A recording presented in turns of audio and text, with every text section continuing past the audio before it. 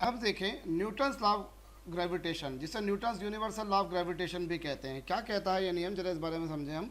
Suppose हमारे पास में कोई दो बॉडीज़ हैं, एक बॉडी जिसका मास है m1 और दूसरी बॉडी जिसका मास है m2, और इनके सेंटर्स के बीच की डिस्टेंस, कहाँ तक की distance, we have to calculate the distance between their centre. आपको इनके सेंटर के बीच की जो डिस्टेंस है, सपोज वो r है। Suppose there are two bodies whose masses are m1 and m2 and distance between their centres are r। ठीक है, दो बॉडीज आपने ली जिनके मासेस है m1 m2, जिनके सेंटर्स के बीच की डिस्टेंस r है। तो उस सिचुएशन में इन दोनों के बीच में जो फोर्स है, वो फोर्स किस तरह से देखें हम, फोर्स ऑफ ग्रेविटेशन। आप ये आपने देखा, कोई भी दो बॉडीज़ के बीच उनके मास के कारण जो फोर्स लगता है, कोई भी दो बॉडीज़ के बीच जो मास के कारण जो फोर्स लगता है, उस फोर्स को हम बोला करते हैं ग्रेविटेशन। और मोस्ट ऑफ द केसेस में वो अट्रैक्शन नेचर का होता है, कुछ केसेस में वो रिपल्शन नेचर का भी होता है, जिसकी खोज जिसका जो है ऑफिशियल रूप से जो रिकॉग्निशन मिला हुआ है वो आइजैक न्यूटन को मिला है, कि आइजैक न्यूटन ने इसकी डिस्कवरी करी थी। ओके, अब यहाँ पर हम देखें कि न्यूटन कहता है कि कोई भी दो बॉडीज़ हैं, उनके मासेस m1 और m2 हैं, तो उनके बीच में उनका जो फोर्स ऑफ ग्रेविटेशन होगा, वो फोर्स क्या होगा, वो फोर्स जो होगा वो प्रोपोर्शनल होता है उनके मासेस को। It is proportional to their masses. Force of attraction between two bodies is proportional to their masses. यहाँ पर जो जैसे देखिए जो फोर्स है, सपोज इन दोनों के बीच में जो लगने वाला फोर्स है वो प्रोपोर्शनल होगा उनके मासेस के। उनके मासेस के मतलब there are two masses m1 and m2, so force between them is proportional to their masses m1 and m2। Okay, जो फोर्स है वो इन दोनों के मासेस के प्रोपोर्शनल होगा। और दूसरी बात, जो इन दोनों के बीच में लगने वाला फोर्स है, it is inversely proportional, it is inversely proportional to their square of distance between them. It is inversely proportional to square of distance between them. इनके बीच में जो लगने वाला फोर्स है वो उनके मासेस के प्रोपोर्शनल है, और उनके बीच की डिस्टेंस, जैसे मैंने यहाँ पर डिस्टेंस देखिए कौन सी ली है, r ली है, तो जो फोर्स होगा वो उनके बीच की डिस्टेंस के स्क्वायर के इन्वर्सली प्रोपोर्शनल होगा। ठीक है, अब अगर हम तीनों इक्वेशंस को मिला दें, अगर हमारे पास में जो तीन इक्वेशंस बनकर आई हैं, हमारे पास में जो तीन इक्वेशन बनकर आई हैं कि जो फोर्स है वो m1 के प्रोपोर्शनल है, फोर्स m2 के प्रोपोर्शनल है, फोर्स उनके बीच के डिस्टेंस के स्क्वायर के इन्वर्सली प्रोपोर्शनल है, इन तीनों इक्वेशंस को यदि हम मिला दें, if I combine all these three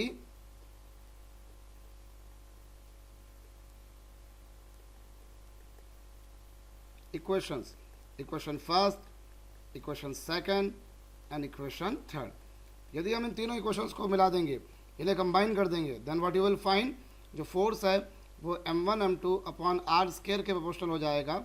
और प्रोपोर्शन का साइन हटाएंगे तो एक कांस्टेंट हम सब्स्टिट्यूट करेंगे, जिस कांस्टेंट को हम लिखेंगे कैपिटल G। ठीक है, इस प्रोपोर्शन के साइन को हटा देंगे तो इस पर कांस्टेंट आएगा, कांस्टेंट क्या आएगा, कैपिटल G। इस कैपिटल G को हम क्या कहते हैं, यूनिवर्सल ग्रेविटेशनल या ग्रेविटेशन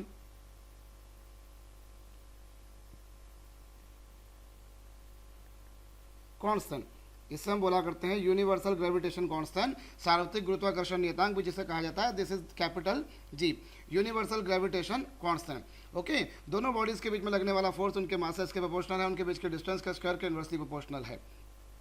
तो उस बेसिस पर हमारे पास में ये एक्सप्रेशन बनकर आ गया कि दो बॉडीज़ के बीच में जो लगने वाला फोर्स है वो उनके मासेस के प्रोपोर्शनल होगा और उनके बीच के डिस्टेंस के स्क्वायर के इन्वर्सली प्रोपोर्शनल होगा।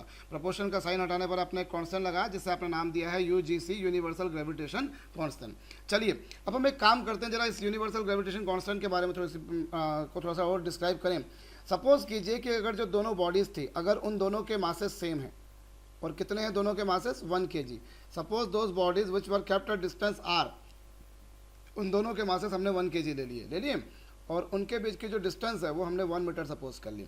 अगर जो दोनों बॉडीज़ हैं उनके मासेस हमने ले लिए 1 kg, उनके बीच की डिस्टेंस हमने 1 मीटर सपोज कर ली, तो उस सिचुएशन में इनके बीच में जो फोर्स है वो कितना हो जाएगा, G m1 m2 अपॉन, और इस बेसिस पर कितना आ जाएगा, F इक्वल्स टू G। कितना आ जाएगा, F equals to C, F equals to G। मतलब मैं क्या कह सकता हूँ कि अगर दो बॉडीज़ हम लें, अगर हम दो बॉडीज़ लें जिन दोनों के मासेस 1 kg हैं, अगर हम दो बॉडीज़ लेते हैं जिन दोनों के मासेस कितने 1 kg, और उनके बीच की डिस्टेंस भी 1 मीटर है, तो उस सिचुएशन में उनके बीच में जो लगने वाला फोर्स होता है, उन दोनों के बीच में जो लगने वाला फोर्स होता है, यही फोर्स किसके बराबर होता है, यही फोर्स होता है यूनिवर्सल ग्रेविटेशन कांस्टेंट के। This force is equals to universal gravitation constant. Okay, तो हम इस तरीके से यूनिवर्सल ग्रेविटेशन कांस्टेंट की डेफिनेशन भी बना सकते हैं। हम इसकी डेफिनेशन किस तरह से बना सकते हैं, हम बोल सकते हैं कि force of attraction between two bodies, जैसा कि आप स्क्रीन पर देख रहे होंगे, देखिए force of attraction between two bodies each of mass 1 kg, force of attraction between two bodies each of mass 1 kg sorry which are kept at distance 1 metre from each other. देखिए दो bodies के बीच में लगने वाला force, दो bodies के बीच में लगने वाला फोर्स, जबकि दोनों के मासेस 1 kg हैं और उनके बीच की डिस्टेंस 1 मीटर है। जब दो बॉडीज़ दोनों के बीच के दोनों के मासेस 1 kg हैं और दोनों के बीच की डिस्टेंस 1 मीटर है, तो उन दोनों के बीच में जो लगने वाला फोर्स होता है उसी को हम बोला करते हैं क्या, यूनिवर्सल ग्रेविटेशन कांस्टेंट या फिर क्या, UGC. In this way we can define universal gravitation constant. इस तरीके से हम यूनिवर्सल ग्रेविटेशन कांस्टेंट को डिफाइन भी कर सकते हैं।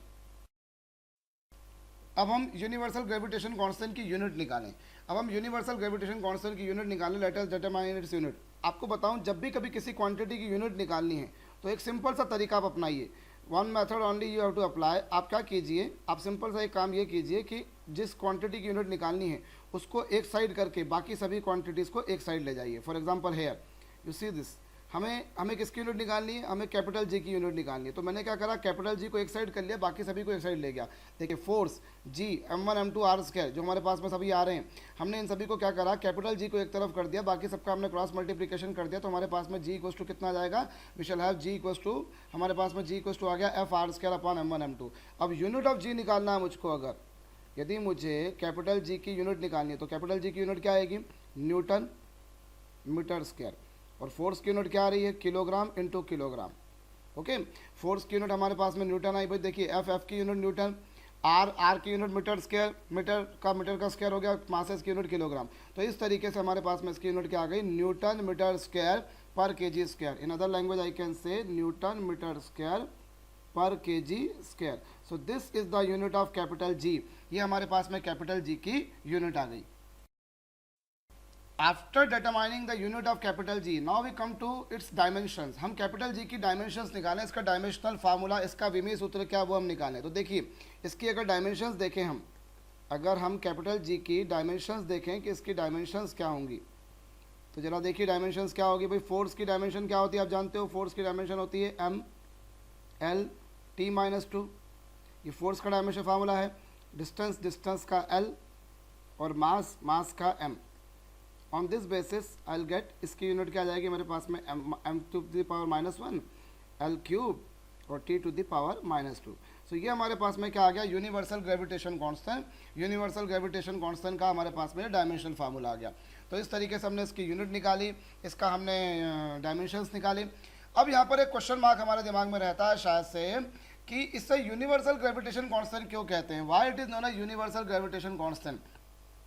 मैं आपको बताऊं, कोई भी दो बॉडीज ले लीजिए, आप कोई भी दो बॉडीज लीजिए, भले वो दो बॉडीज छोटी हों या काफ़ी बड़े साइज़ की हों या वो कहीं पर भी हों, भले आपने उनको अर्थ पे रखा हो, भले आप किसी और प्लेनेट पे चले गए हो, आपने उस प्लेनेट पर उन दोनों बॉडीज़ को रखा हो, wherever you keep it, आप दो बॉडीज़ के बीच में अगर फोर्स निकाल रहे हैं और वो बॉडीज़ का साइज़ छोटा हो, उनका साइज़ थोड़ा सा बड़ा हो, या उन्हें आपने अर्थ पे रखा हो, या आप किसी प्लैनेट पे ले गए हों, सपोज आप उनको मून पर लेकर चले गए हों, तो भी उन दोनों बॉडीज़ के बीच में जो कैपिटल जी है, उस कैपिटल जी की वैल्यू हमेशा सेम रहेगी। कैपिटल जी की वैल्यू जो है वो हमेशा सेम रहती है। कैपिटल जी की वैल्यू कितनी होती है मैं वो भी आपको बता दूं। कैपिटल जी की वैल्यू होती है 6.67 into 10 to the power -11। Unit अभी आपने देखी, इसकी यूनिट होती है न्यूटन मीटर स्क्वायर पर kg square. So this is the dimension, this is the value of capital G, and since the value of capital G is same everywhere across the globe, पूरे ब्रह्मांड में आप कहीं पर भी चले जाइए, पूरे यूनिवर्स में आप कहीं पर भी चले जाइए, अल्टीमेटली कैपिटल जी की वैल्यू सेम रहेगी। It doesn't vary, it doesn't change upon the change of mass. अगर मास चेंज हो गया तो चेंज नहीं होगी। अगर आपने पोजीशन चेंज कर दी, सैटेलाइट, आप किसी और प्लेनेट पर चले गए, किसी और सैटेलाइट पर चले गए, आप कहीं पर भी चले जाइए, अल्टीमेटली कैपिटल जी की वैल्यू उतनी की उतनी रहती है। इसीलिए यूनिवर्सल ग्रेविटेशन कांस्टेंट को हम यूनिवर्सल की पूरे यूनिवर्स में, यूनिवर्सली पूरे ब्रह्मांड में उसका मान एक तरह का है, इसीलिए हम उसे बोलते हैं यूनिवर्सल ग्रेविटेशन कांस्टेंट, या इसे हम हिंदी भाषा में बोलते हैं सार्वत्रिक गुरुत्वाकर्षण नियतांक। यहाँ पर ये भी ध्यान दे दीजिएगा कि ये जो क्वांटिटी है ये एक स्केलर क्वांटिटी है। Universal gravitation constant is a scalar quantity, ये कोई वेक्टर क्वांटिटी नहीं है। ऑफ कोर्स दो बॉडीज के बीच में लगने वाला जो फोर्स है वो वेक्टर क्वांटिटी होगा। The force between two bodies is definitely a vector quantity, force itself is a vector quantity, but as far as capital G is concern, अगर हम कैपिटल जी के बारे में बात करें तो कैपिटल जी एक अदिश राशि है, it is a scalar quantity. अब हम इस यूनिवर्सल लॉ ऑफ ग्रेविटेशन जो भी आपने पढ़ा, अब हम इसकी कैरेक्टरिस्टिक्स के बारे में बात करें। What are this different characteristics? सबसे पहले देखिए जो ये जो लॉ है, इस नियम के बारे में अगर हम बात करें तो ये जो है इसे हम यूनिवर्सल लॉ क्यों कहते हैं? इसे यूनिवर्सल लॉ इसलिए कहते हैं क्योंकि दो बॉडीज़ के बीच में जो लगने वाला फोर्स होता है, कोई भी दो बॉडीज़ के बीच में जो लगने वाला फोर्स होता है वो उनके बीच के मीडियम पर डिपेंड नहीं करता। It is independent of medium between them, it is independent of medium between them. For example यदि मैं आपको बताऊं, जैसे दो चार्जेस के बीच में अगर आप फोर्स देखेंगे, जो कूलम्स लॉ वगैरह में आपने पढ़ा होगा, इलेक्ट्रोस्टैटिक फोर्स जो होता है दो बॉडीज़ के बीच या दो चार्जेस के बीच में जो फोर्स होता है, मान लीजिए कोई दो चार्ज हमारे पास में Q1 और एक Q2, तो इन दोनों के बीच में जो फोर्स होता है वो इनके बीच के मीडियम पर डिपेंड करता है। अगर दो चार्जेस एयर में रखें तो उनके बीच में फोर्स अलग होगा, उन्हें वाटर में ले जाएंगे तो फोर्स अलग होगा, अगर उनके बीच में माइका प्लेस कर देंगे तो फोर्स अलग होगा। Force between two charges depends upon medium, इनके बीच में कौन सा मीडियम, इनके बीच में पानी है, एयर है, क्या है, उस पर डिपेंड करता है। लेकिन जब हम दो बॉडीज़ के बीच में ग्रेविटेशनल फोर्स की बात करते हैं तो it is independent of medium, medium पर डिपेंड नहीं करता।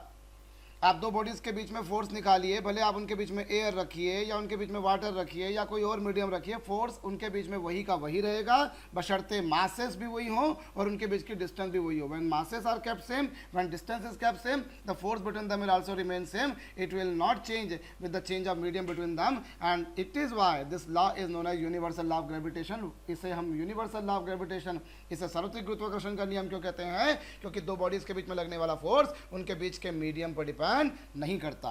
ये तो हमारे पास में इसका पहला पॉइंट हो गया कि इसे यूनिवर्सल लॉ क्यों कहते हैं। दूसरी बात, इसे इनवर्स स्क्वायर लॉ भी कहा जाता है। इसे क्या कहा जाता है? It is also known as inverse square law.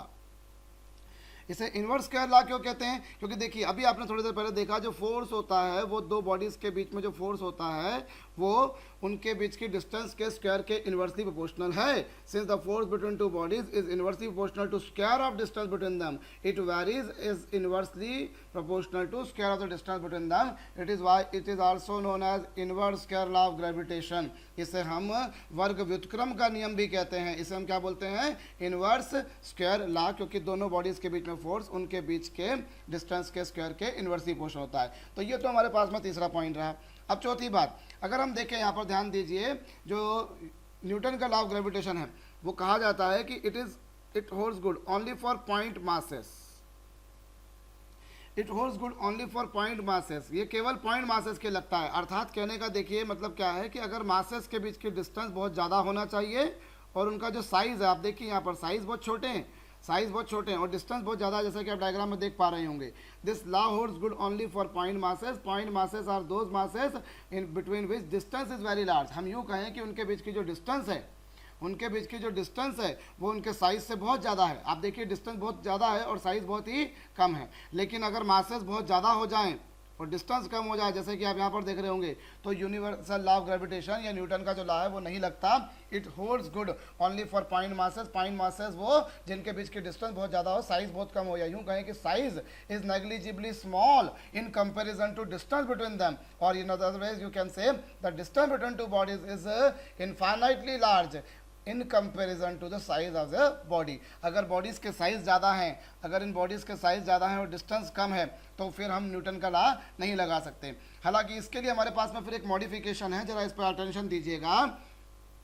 अगर बॉडीज ऑफ लार्ज साइज, अगर बॉडीज लार्ज साइज की हो तो उस सिचुएशन में क्या करते हैं, अगर बॉडीज जैसा कि आप इस डायग्राम में देख पा रहे होंगे, यहाँ पर देखिए डिस्टेंस कम है और साइज बहुत ज़्यादा है, तो इस सिचुएशन में हम क्या करते होते हैं, हम पूरी बॉडी के जो मास है, पूरी बॉडी का जो मास है उसे उसके सेंटर पे कॉन्सेंट्रेटेड मान लेते हैं। पूरी बॉडी के मास को हम उसके सेंटर पे कॉन्सेंट्रेटेड मान लेंगे और जो डिस्टेंस लेंगे वो भी उनके सेंटर टू सेंटर की डिस्टेंस लेंगे। मान लीजिए जैसे ये एक बॉडी हमारे पास में और ये एक बॉडी हमारे पास में है, तो इस सिचुएशन में क्या करेंगे, हम उनके सेंटर के बीच की डिस्टेंस लेंगे।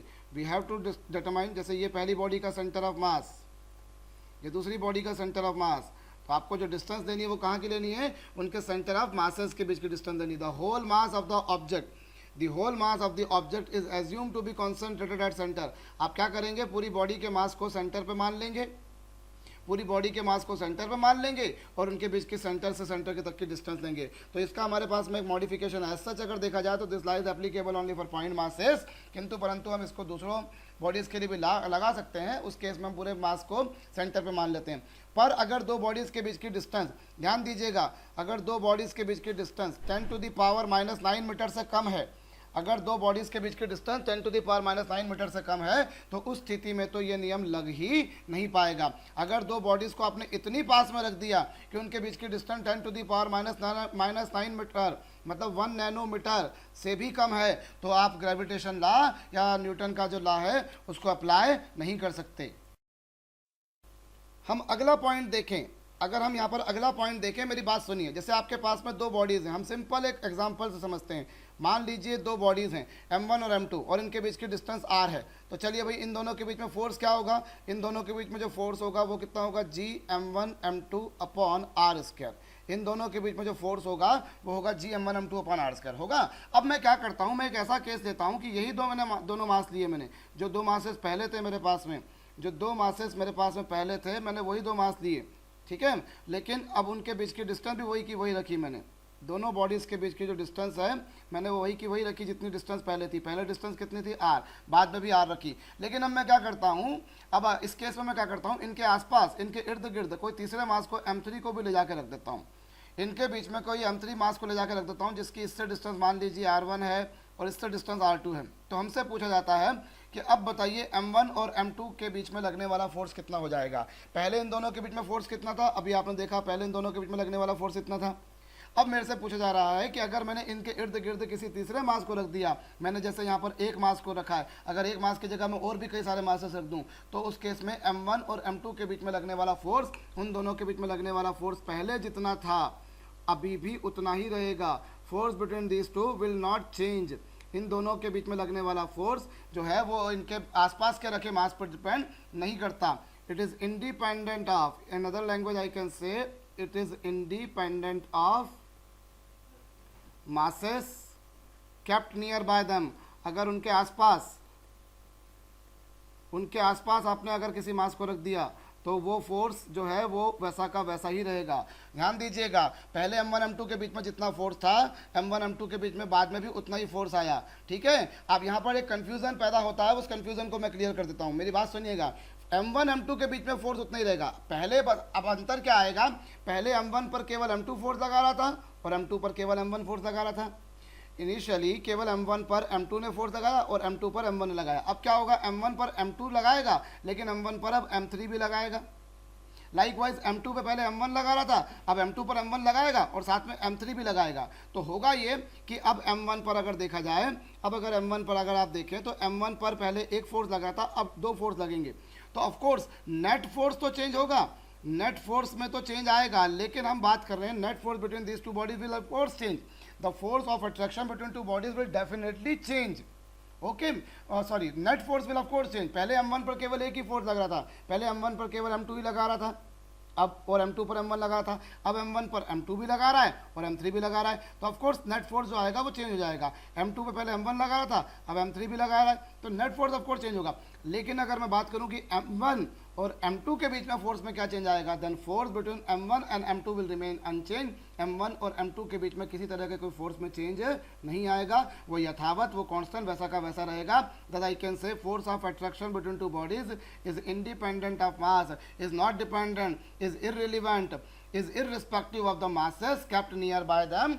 दो बॉडीज के बीच में लगने वाला फोर्स उनके बीच के मास पर डिपेंड, उनके आसपास के मासेस पर डिपेंड नहीं करता। ये तो हम ऑलरेडी बढ़ चुके हैं कि दो बॉडीज के बीच में जो लगने वाला फोर्स है वो उनके मीडियम पर डिपेंड नहीं करता, जैसे हमने इसी कारण से हमने इसको यूनिवर्सल लॉ कहा था। लेकिन यहाँ पर एक और बात ध्यान देनी पड़ेगी कि दो बॉडीज के बीच में लगने वाला जो फोर्स होता है वो उनके आसपास के मासेस पर डिपेंड नहीं करता। After keeping some other mass nearby them, the net force will of course change, but force of attraction between two given bodies will remain unchanged। हम इस यूनिवर्सल लॉ की एक और कैरेक्टरिस्टिक देखें। देखिए, इसकी यूनिवर्सल लॉ की अगर हम एक और कैरेक्टरिस्टिक देखें तो इसकी एक और कैरेक्टरिस्टिक क्या है, ये जो फोर्स होता है ये सेंट्रल फोर्स होता है। सेंट्रल फोर्स मतलब, जरा ध्यान दीजिएगा, this force is of central nature.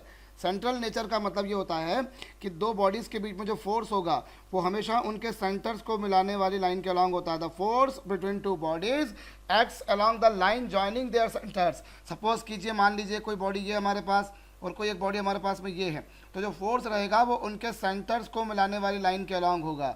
The force between two bodies acts along the line joining their centre. तो ये हमारे पास में यूनिवर्सल लॉ ऑफ ग्रेविटेशन की अगली कैरेक्टरिस्टिक थी। और अगर हम देखें यहाँ पर एक और इसकी कैरेक्टरिस्टिक देखें तो आप जानते हैं जो ग्रेविटेशन फोर्स होता है वो कंजर्वेटिव नेचर का होता है। कंजर्वेटिव फोर्सेस कौन से होते हैं? कंजर्वेटिव फोर्सेस वो होते हैं जिनमें वर्क डन पाथ पर डिपेंड नहीं करे। अगर मान लीजिए किसी ऑब्जेक्ट को आप एक पोजीशन से दूसरी पोजीशन तक लेकर जाते हैं और अगर वर्क डन हर बार सेम आए, मान लीजिए जैसे मान लीजिए किसी ऑब्जेक्ट को मैं किसी पोजीशन ए से बी तक लेकर गया, suppose I am taking an object from A to B, और मैं कई तरह से जाता हूँ, मैं इस पाथ से जाऊँ, path number 1, suppose I follow this path, path number 2, suppose I follow path number 3, I have infinite number of path. मेरे पास में ए से बी तक जाने के कई रास्ते हैं, मान लीजिए मैं ए से बी तक कुछ इस रास्ते से जाता हूँ, लेकिन हर बार अगर हर बार वर्क डन सेम आता है, पाथ नंबर 1 से वर्क डन आया W1, पाथ नंबर 2 से आया W2, पाथ नंबर 3 से आया work done W3, path number 4 से आया W4, और इसी तरह से हम और n number of path follow कर सकते हैं। लेकिन अगर हर बार वर्क डन सेम आता है तो वो कंजर्वेटिव फोर्स होता है। Conservative force is that force work done by which is independent of path. अगर वर्क डन पाथ पर डिपेंड नहीं कर रहा तो उसे आप कंजर्वेटिव फोर्स कहते हैं। और यूनिवर्सल लॉ ऑफ ग्रेविटेशन जो है वो यही बात बताता है कि जो न्यूटन लॉ है या जो ग्रेविटेशन का जो फोर्स है वो कंजर्वेटिव फोर्स है। हम इसे प्रूव भी कर सकते हैं बकायदा। इसके अलावा मैं आपको बताऊं, इलेक्ट्रोस्टैटिक फोर्स जो होता है, चार्जेस के बीच में जो फोर्स होता है वो भी कंजर्वेटिव फोर्स होता है। और कंजर्वेटिव फोर्स की एक और प्रॉपर्टी होती है कि अगर आप एक कंप्लीट लूप चलते हैं, जहां से आप चले थे घूम फिर के वापस वहीं आ जाओ, तो वर्क डन 0 होगा। Conservative force is that force by which work done is 0 when a body completes a complete loop. अगर एक कंप्लीट लूप चलते हैं कि जहां से चले घूम फिर के वापस वहीं आ गए, तो वर्क डन कितना होगा? 0। इसी तरह से अगर ऐसे फोर्स जिनमें वर्क डन पाथ पर डिपेंड करता है, अगर वर्क डन पाथ पर डिपेंड करता है तो उन्हें हम बोलते हैं नॉन कंजर्वेटिव फोर्स। जैसे कि जो फ्रिक्शनल फोर्स होता है, दो बॉडीज के बीच में घर्षण का बल, फ्रिक्शनल फोर्स कंजर्वेटिव फोर्स होता है। ऐसे ही विस्कस फोर्स, कोई लिक्विड जो फ्रिक्शन फोर्स ऑफर करता है उसे हम क्या बोला करते हैं? उसे हम बोला करते हैं विस्कस फोर्स। विस्कस फोर्स जो होता है कोई भी लिक्विड, जैसे पानी में कोई बोट चल रही है, भैया पानी में कोई अगर बोट चल रही है तो उस बोट पर जो फोर्स लगेगा वो फोर्स कौन सा फोर्स होगा? वो फ्रिक्शनल फोर्स होगा। वो फ्रिक्शनल फोर्स जो होगा वो भी अपने आप में नॉन कंजर्वेटिव फोर्स होता है। नॉन कंजर्वेटिव फोर्स वो फोर्स होता है जिसमें वर्क डन पाथ पर डिपेंड करता है।